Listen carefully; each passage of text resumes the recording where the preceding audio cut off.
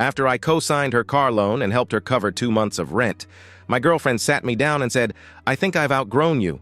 You're holding me back." Then she drove off in the car I helped her get. Without saying thank you, I didn't argue. I just removed myself as a co-signer. That was 7 months ago. Today, I got a voicemail. "They're repossessing my car. Please call me." I met Allison at our local gym about 2 years ago. She was struggling with the squat rack, and I offered to spot her. Classic meet cute, right? She laughed, I laughed, and somehow we ended up grabbing coffee afterward. She was different from anyone I'd dated before. Confident, ambitious, always talking about her plans to open her own fitness studio someday. I was working as a mechanic. At my Uncle Leo's shop back then, nothing fancy but steady work. Allison made me feel like I could do more with my life. She'd come to the shop during lunch breaks, bringing me these healthy meal prep containers she'd made. "You're too smart to be turning wrenches forever," she'd say, watching me work. "Have you ever thought about going back to school?" Looking back, maybe that should have been my first clue. She never really respected what I did for a living, but at the time, it felt like she believed in me more than I believed in myself. About 6 months into our relationship, Allison's car started having transmission issues. I offered to help fix it, but she wanted something more reliable. That's when she asked me to co-sign for a new car loan. I remember sitting in the dealership signing those papers. "Are you sure about this?" the salesman asked, glancing at Allison, who was practically vibrating with excitement over her new Honda Civic. "My credit score isn't great," she said, squeezing my hand. "But with your help, I can get this car and finally start saving for my studio." It felt like I was helping her build our future together. She'd been talking about this studio non-stop, even had a whole vision board for it. Plus, her apartment building had just announced a rent increase, and she was struggling to make ends meet. I ended up covering her rent for 2 months while she got back on her feet. "You're my hero," she said one night, curled up on my couch. "I don't know what I'd do without you." Fast forward about 9 months. I started noticing small changes. Allison was spending more time with her new gym friends, posting constant stories with them on Instagram. She'd started taking these business development classes and would come home talking about manifesting abundance and leveling up her life. Meanwhile, I was still at Uncle Leo's, putting in extra hours to cover both our expenses. "Hey," I said one night as she was scrolling through her phone, "do you think you could start contributing more to the groceries? Things are getting tight." She looked at me like I'd suggested something outrageous. "I'm investing in myself right now," she said. "You should really think about doing the same." I let it go, like I always did. Then came the conversation. She sat me down at my kitchen table, her expression serious. "I think I've outgrown you," she said, not even making eye contact. "You're holding me back." I remember just sitting there, completely blindsided.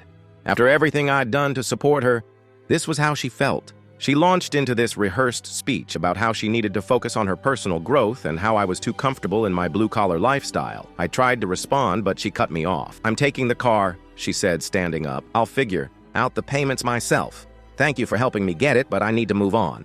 And just like that, she walked out. No apology, no gratitude, nothing. Just took the car I'd co-signed for and left. I sat there for a long time, trying to process what had just happened. Then something clicked. I grabbed my laptop and started researching how to remove myself as a co-signer. It wasn't easy. I had to call the bank, explain the situation, provide documentation. It took weeks of back and forth, but I finally got my name off that loan. The day I got the confirmation email, I felt this strange mix of sadness and relief. Sadness, because it felt like truly closing the door on what I thought was our future, and relief because I wasn't tied to her financial decisions anymore. I didn't hear from Allison after that. She moved out of her apartment, stopped coming to our gym, disappeared from my life completely. I heard through mutual friends that she'd been living with some of her new gym buddies. I threw myself into work, picked up extra shifts, started saving money again. Uncle Leo noticed I wasn't myself and asked if I wanted to take some time off. I told him I needed the distraction. About 3 months after the breakup, I was working late when my phone buzzed with a notification. It was an Instagram story from Allison. She'd forgotten to remove me from her close friends list. The story showed her at some kind of business networking event, talking about her journey to entrepreneurship. She looked different, more polished, wearing clothes I'd never seen before. The caption read, "Sometimes you have to let go of the people who no longer serve your higher purpose." I remember just staring at my phone, feeling this strange mix of anger and pity. She really believed she was on some kind of spiritual journey, and I was just collateral damage. I put my phone away and got back to work.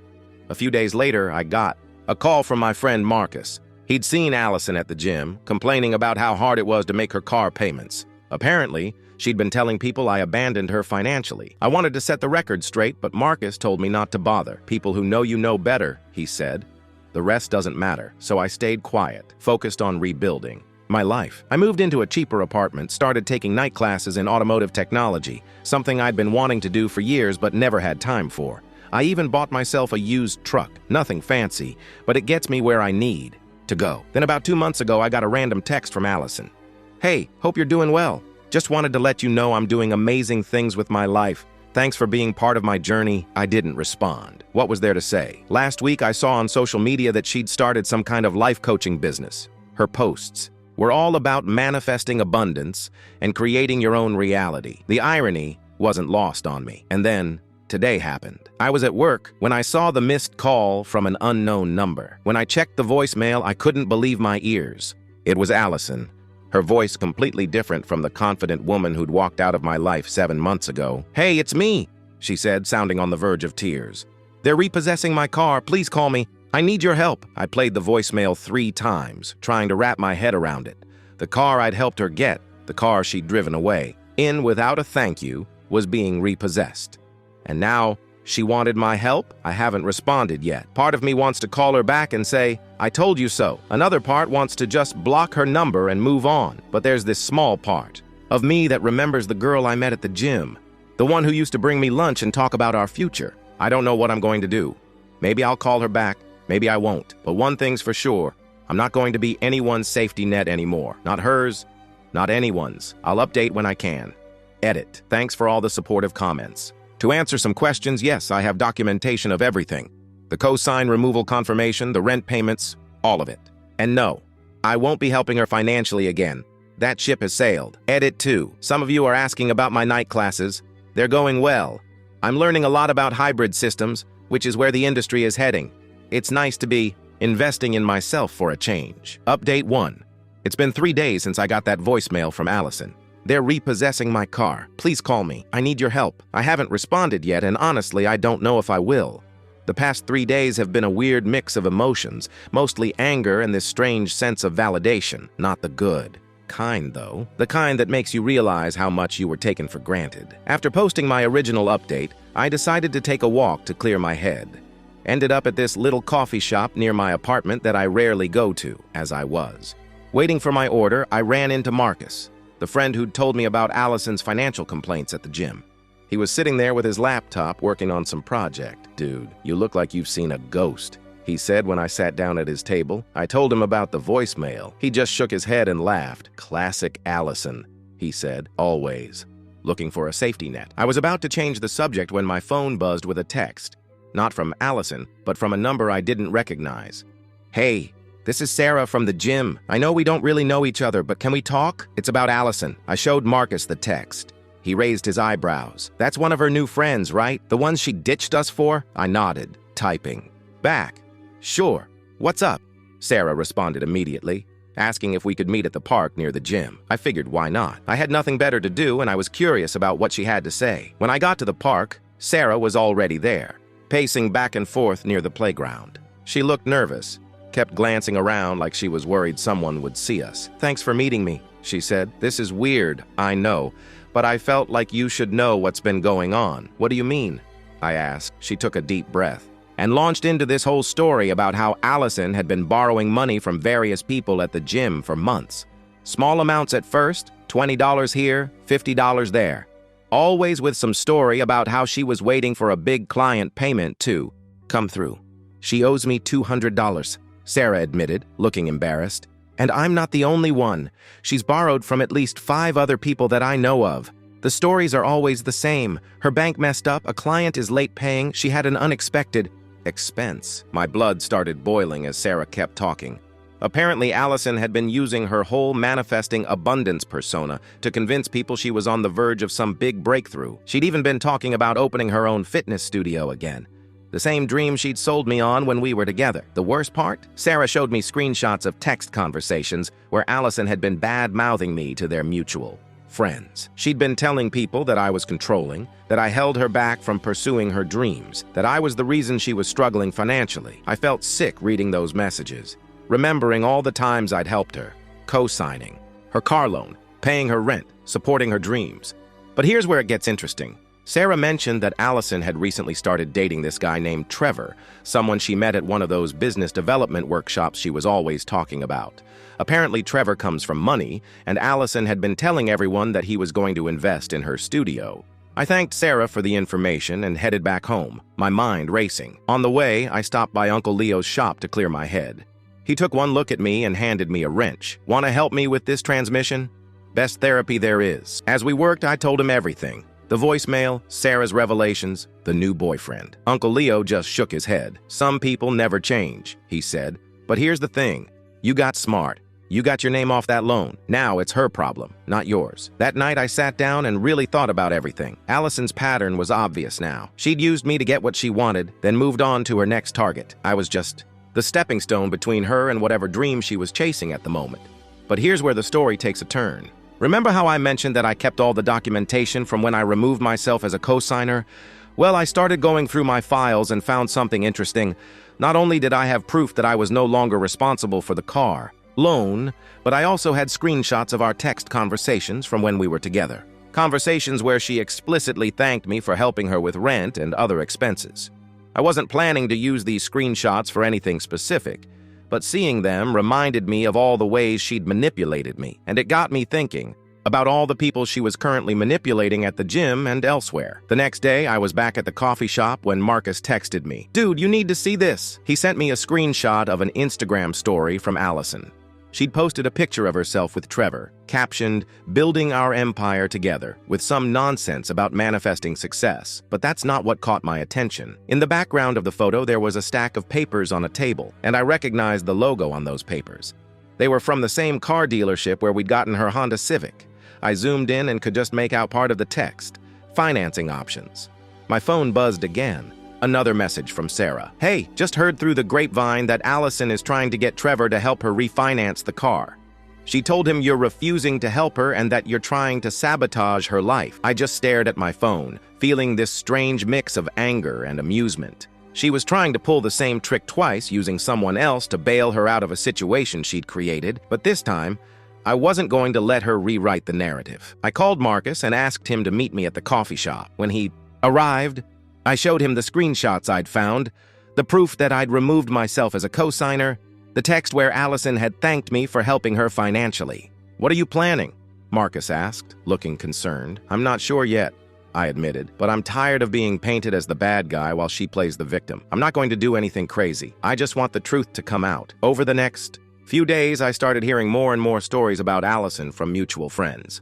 Turns out, she'd been telling different versions of our breakup to different people, always making herself look like the victim who'd been held back by my lack of ambition. But here's the thing about lies. They eventually catch up with you, and Allison's lies were starting to unravel, especially since she'd forgotten to block me on her close friends' Instagram stories. I started documenting everything, not just the old screenshots, but new ones too. Every time someone sent me a message about what Allison was saying, I saved it.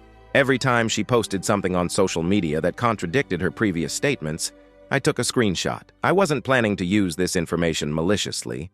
I just wanted to protect myself in case she tried to pull something. And given her past behavior, I had a feeling she might. Meanwhile, I kept getting updates from Sarah. Apparently, Allison was getting desperate. The car company had given her a final notice, and she was scrambling to find someone else to co-sign for her.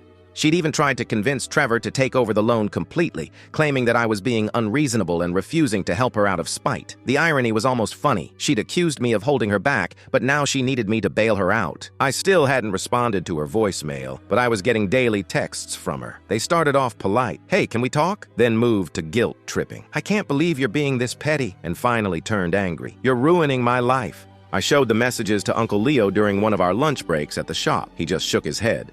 "People like that never change," he said. "They always need someone to blame for their own mistakes." That evening, as I was heading home, my phone rang. It was Sarah again. "You need to see this," she said urgently. "Allison just posted something on her stories that's going to blow up in her face."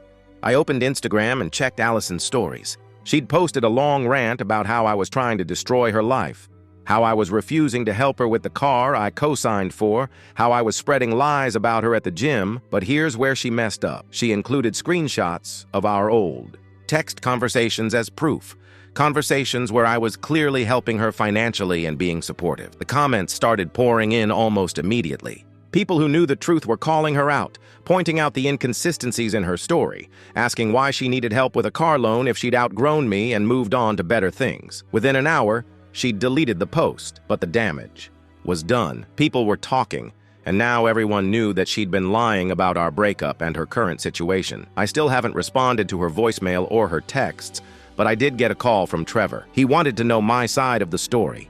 I told him the truth, showed him the documentation, let him make his own conclusions. The next day, I heard through the grapevine that Allison's car had been repossessed. She'd been at the gym when it happened, and apparently made quite a scene, blaming me for everything, claiming I was trying to ruin her life. But here's the thing, I didn't do anything. I just removed myself from a situation that was never my responsibility to begin with. The truth came out on its own.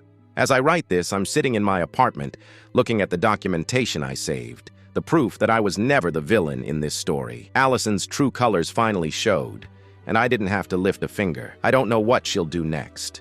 But I do know one thing, I'm not her safety net anymore, and that feels pretty damn good. I'll update when I can. Edit. Thanks for all the supportive comments. To answer some questions, yes, I still have all the documentation, and no, I won't be helping her financially again. That ship has sailed. Edit 2. Some of you are asking about my night classes. They're going well. I'm learning a lot about hybrid systems, which is where the industry is heading. It's nice to be investing in myself for a change. Update 2. 2 weeks have passed since Allison's car was repossessed, and the fallout has been more than I ever expected. I never responded to her voicemail or texts, but I've been hearing plenty through the grapevine. Turns out she wasn't just borrowing money from people at the gym. She'd been doing the same thing at her new job. I was at Uncle Leo's shop last Tuesday, helping with a transmission rebuild when Marcus called. "You won't believe this," he said, practically yelling through the phone. "Remember Sarah from the gym? She just told me Allison's been borrowing money from co-workers too." I put the call on speaker so Leo could hear. Sarah had reached out to Marcus because she was worried about Allison's behavior. Apparently, Allison had borrowed money from at least 3 people at her new office, always with some story about her car payments or unexpected expenses. The amounts weren't huge, usually between $50 and $100, but it was the same pattern. The real kicker? Allison had been telling everyone at work that I was refusing to help with our shared financial responsibilities. She'd painted this picture of me as some deadbeat ex who'd left her in the lurch, conveniently leaving out the part where she'd taken the car and walked away from our relationship. I was fuming, but Leo just shook his head. "People like that never change," he said, tightening a bolt. "They always need someone to blame for their own mess." The next day, I ran into Sarah at the coffee shop near my apartment. She looked nervous, kept glancing around like she was worried someone would see us talking. "I need to tell you something," she said, sitting down at my table. "Allison's been trying to get Trevor to co-sign for a new car." I almost spit out my coffee. "Trevor, the guy she left me for?" Sarah nodded. "She's been telling him you're trying to ruin her credit and that she needs a fresh start. She's even got him believing you're spreading lies about her at the gym." I just laughed. It was almost funny how predictable she was. But then Sarah showed me something on her phone that wiped the smile off my face. Allison had been posting on her close friends' Instagram stories, completely forgetting to remove Sarah from the list. In those posts, she'd been bragging about how she was going to get Trevor to help her out, calling him her new safety net, and saying how she always lands on her feet. I felt this strange mix of anger and relief. Anger because she was trying to pull the same stunt with someone else. Relief because I wasn't the one being used anymore. That evening, I got a call from Marcus. "Dude, check your email. I just forwarded you something." It was a screenshot of a group chat from the gym where Allison had been trash-talking me, claiming I was trying to sabotage her life. But here's where it got interesting. In her attempt to paint me as the bad guy, she'd accidentally included screenshots of our old conversations where I'd been helping her financially. She'd been so focused on making me look bad that she didn't realize she was exposing herself as a liar. The next morning, I was getting ready for work when my phone buzzed. A text from an unknown number. "Hey, this is Trevor. We need to talk about Allison." I didn't respond right away. Instead, I went to work and focused on the cars in front of me. But during lunch, I decided to call him back. What he told me was exactly what I expected. Allison had been trying to get him to co-sign for a new car, using the same stories she'd used on me. But here's where it gets good. Trevor had already spoken to Sarah and some other people from the gym. He knew exactly what she was trying to do. "I just wanted to hear your side," he said, She's been saying some pretty nasty things about you, but they don't match up with what other people are saying. I told him everything, the co-signing, the rent payments, how she'd walked away without a thank you, how I'd removed myself from the loan, and how she'd been borrowing money from everyone. I showed him the proof, the documentation, the screenshots, everything. He was quiet for a moment, then sighed. I had a feeling there was more to the story, he said. She's been acting really weird lately, always talking about how you're trying to destroy her life. Here's where it gets interesting. Allison had been telling different versions of our breakup to different people. To some, I was the controlling boyfriend who wouldn't let her grow. To others, I was the deadbeat who left her with all the bills. But here's the thing about lies. They eventually catch up with you. The next day at the gym, I noticed people whispering and glancing in my direction. Sarah came up to me during my workout and showed me her phone. Allison's been telling everyone you're spreading rumors about her, she said. But look at this. She pulled up a group chat where Allison had been complaining about me, but here's where she messed up. She included screenshots of our old text messages as proof. Messages where I was clearly helping her financially. The comments started pouring in almost immediately.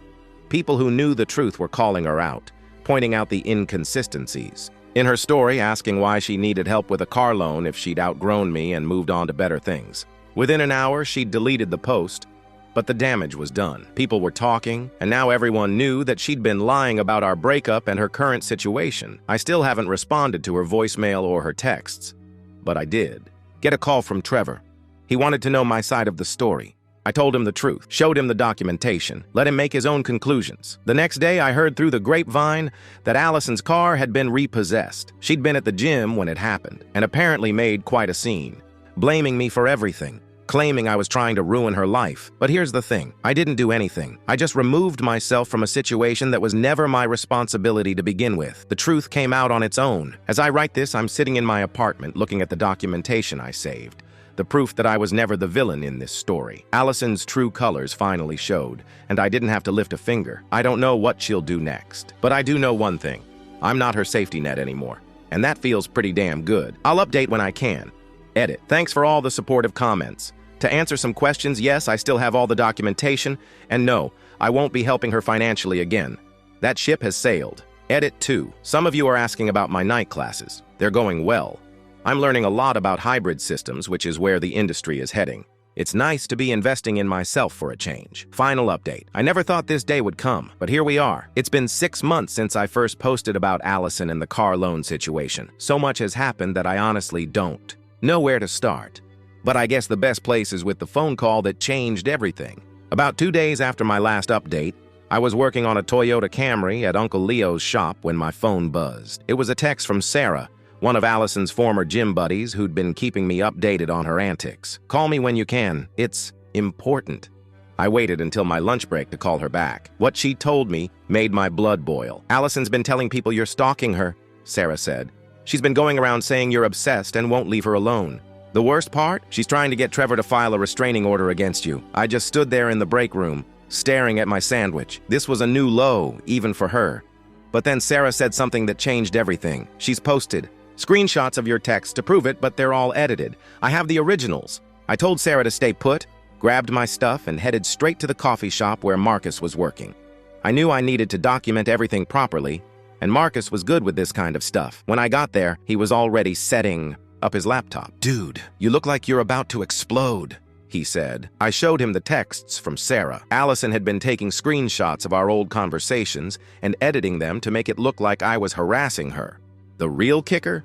She'd been sending these fake screenshots to mutual friends, claiming she was scared for her safety. Marcus pulled up his phone and started recording as I showed him all the documentation I'd saved, the original text conversations, the confirmation that I'd removed myself as a co-signer, screenshots of Allison's Instagram stories where she'd bragged about manipulating people. We need to get this all organized, Marcus said.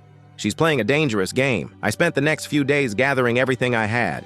Every text, every email, every piece of evidence that showed I wasn't the person she was trying to make me out to be. I even found old messages where she'd thanked me for helping her financially. Meanwhile, Sarah was doing some digging of her own. She found out that Allison had been telling different versions of our breakup to different people. To some, I was the controlling ex who wouldn't let her grow. To others, I was the deadbeat who left her with all the bills. But here's where karma finally caught up with her. Remember Trevor? The guy she'd been trying to get to co-sign for a new car? Well, he wasn't as clueless as she thought.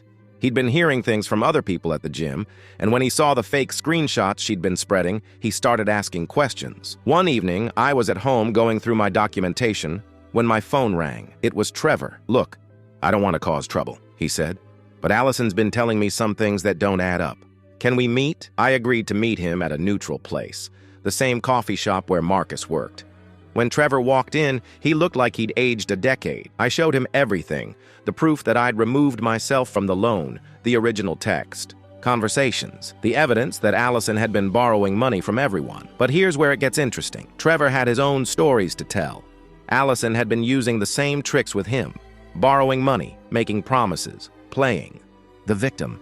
The next day, I got a call from Sarah. "Allison's freaking out," she said. Trevor confronted her about the fake screenshots, and now she's trying to spin a new story. I decided enough was enough. I wasn't going to let her keep spreading lies about me. I called Marcus and asked him to meet me at the coffee shop. When he arrived, I had all my documentation laid out on the table. "We need to set the record straight," I said. "I'm tired of being painted as the bad guy." Marcus helped me write a statement, just the facts, nothing emotional, with screenshots of all the evidence attached. We posted it in the group chat where Allison had been spreading her lies. The reaction was immediate. People who'd believed her stories started reaching out to apologize. Others who'd been suspicious all along finally had confirmation of what they'd suspected.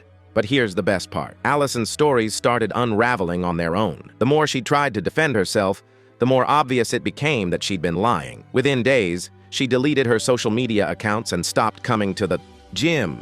I could have left it there, but I wanted to make sure she couldn't pull this stunt with someone else. I contacted the people she'd borrowed money from and showed them the evidence of her pattern of behavior. Most of them decided to cut ties with her completely. The last I heard, she was trying to start fresh in a new town, telling everyone she needed a change of scenery. But I wasn't worried. I documented everything, and I knew that if she ever tried to pull something similar with someone else, the truth would eventually come out. As for me, I'm doing better than ever. I finished my night classes in automotive technology and got certified in hybrid vehicle repair. Uncle Leo gave me a raise, and I'm saving up to buy my own place. The best part? I met someone new. Her name's Emily, and she's nothing like Allison. She respects my work, doesn't play games, and actually contributes to our relationship. The other day, I got a text from Marcus. "Dude, guess who just tried to friend me on Facebook?" Allison. I just laughed and deleted the message. I wasn't worried.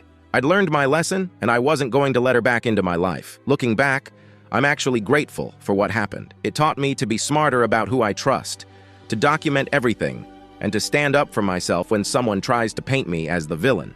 I don't know where Allison is now, and honestly, I don't care. She made her choices, and I made mine. I'm just glad I finally saw her true colors before it was too late. Thanks to everyone who supported me through this. Your advice helped me. Stay strong when things got tough. I'll never forget it. Edit. To those asking, yes, I still have all the documentation saved. You never know when it might come in handy. Edit 2. Some of you are asking about my new relationship. Emily's great. She actually helped me organize my documentation when things got messy. It's nice to be with someone who has my back for a change.